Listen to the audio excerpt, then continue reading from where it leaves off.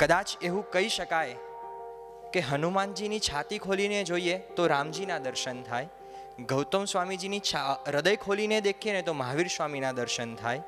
એવી રીતે પન્યાસ ચંદ્રશેખર વિજયજી મહારાજાનું હૃદય ખોલીને જોઈએ ને તો જીન શાસનના દર્શન થાય. એ શાસન દાસથી, એ શાસન ખુમારીથી જે પન્યાસ ચંદ્રશેખર વિજયજી મહારાજાએ આ બીજનું વાવેતર કર્યું હતું, એ જ સંસ્થા આજે પોતાના યુવાન અવસ્થાના 25 વર્ષને પામી છે. ત્યારે સંસ્થાને પણ એવું થયું કંઈક કે આપણે જીન શાસનના ચરણે કંઈક મૂકવું છે. જો એક પોતાના વક્તવ્યના કમાલથી એક ચાવાળો દેશનો પ્રધાનમંત્રી બની શકતો હોય તો જીન શાસનની પાઠશાળામાં ભણનારા બાળકો વક્તવ્યના પ્રભાવથી શાસન રત્ન કેમ ન બની શકે? આ મન પાંચમના મેળામાં સૌ જાત લઈને આવે છે.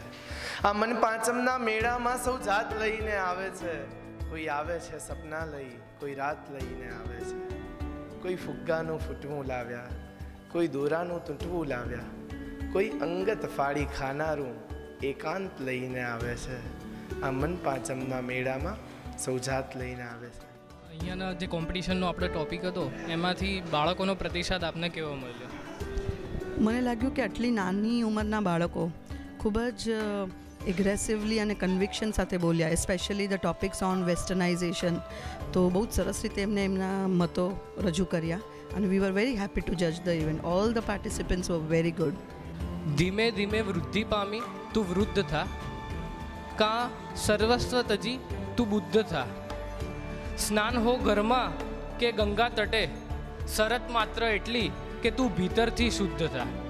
સાંપ્રત સમયમાં જ્યારે ભારતના બંધારણ વિશેની માહિતી જ આપણી પાસે અપૂરતી હોય તો એના મૂલ્યોને સમજવાની વાત તો બહુ દૂર રહી. આ નવયુવકો દ્વારા આ પ્રકારનો પ્રયત્નો થવો એ પોતાની અંદર જ એક અલગ પ્રકારનું સરાહનીય કાર્ય છે. એટલે હું ખૂબ ખૂબ અભિનંદન આપીશ આ સંસ્થા અને તેની સાથે જોડાયેલા શિક્ષકગણ અને વિદ્યાર્થીગણને કે આ પ્રકારની એક ડિબેટનું આયોજન એમણે અહીંયા આગળ કર્યું. આ તપોભૂમિમાં આવીને મારું મન બહુ પ્રસન્ન થયું છે.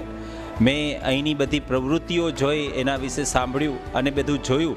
એનાથી મને બહુ સૌભાગ્ય છે મારું કે મારી આ કેમ્પસમાં મુલાકાત થઈ.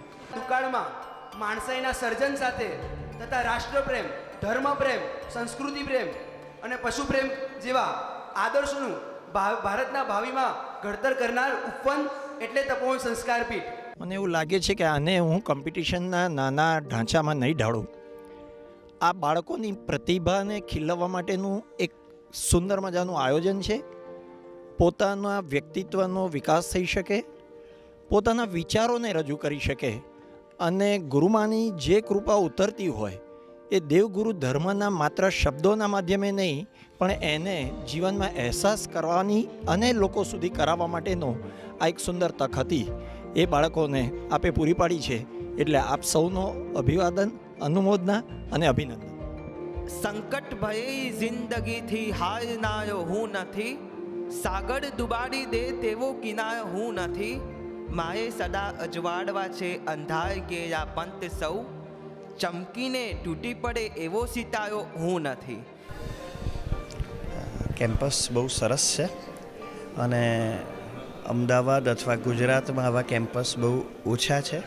સરસ જાળવણી છે અને સરસ વાતાવરણ છે જે વિદ્યાર્થીઓ માટે અને અહીંયાના સમગ્ર વિકાસ માટે બહુ સરસ રોલ પૂરો પાડે છે. અહેમદાબાદ એજ્યુકેશન ટીમનો વિષય વ્યવસ્થામાં આપને શું?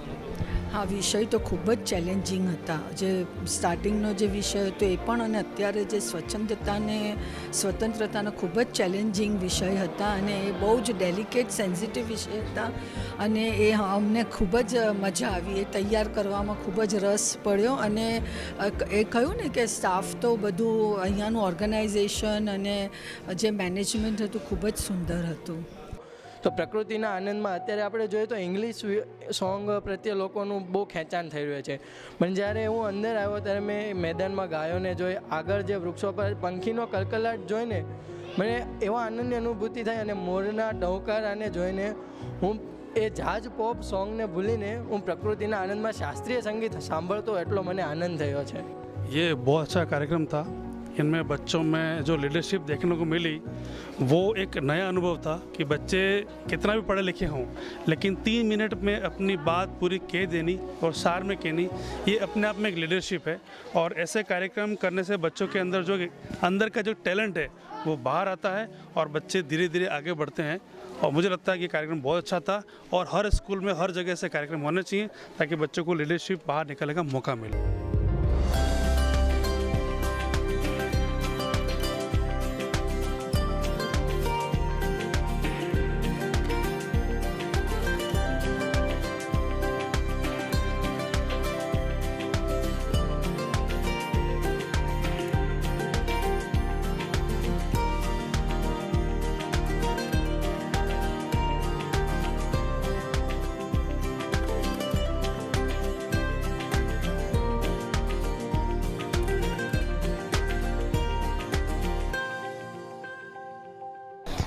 અત્યારે જે તમે જોઈ રહ્યા છો એ તપોવની બાળકોએ જ આ બધું પ્લાનિંગ કર્યું છે અને એ બધું જોઈને અમને ખૂબ આનંદ થાય છે કારણ કે તપોવનમાં હું 23 વર્ષથી છું પણ અમે જે બાળકો તૈયાર કર્યા છે જે આનું પ્રતિનિધિત્વ કર્યું છે અને ખૂબ સારી રીતે આજનું હેન્ડલિંગ કર્યું એટલે બધાને ખૂબ અભિનંદન।